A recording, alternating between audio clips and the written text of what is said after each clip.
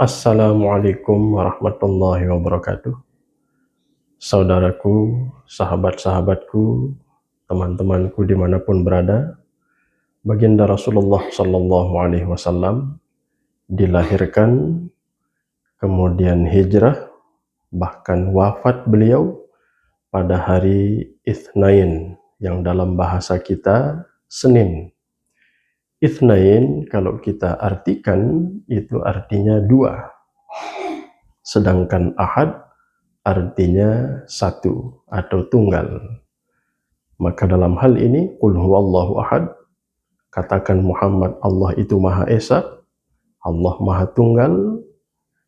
Ahad dan Itsnain tidak bisa kita pisahkan, dalam arti kita tidak bisa memisahkan Allah dan Nabi Muhammad Rasulullah Sallallahu Alaihi Wasallam.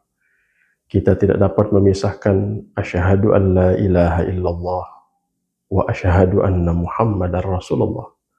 Saudara-saudara kita yang ingin memeluk agama Islam yang mulia ini, ketika mereka mengucapkan dua kalimat syahadat, di antara syarat-syarat dua kalimat syahadat adalah tartib.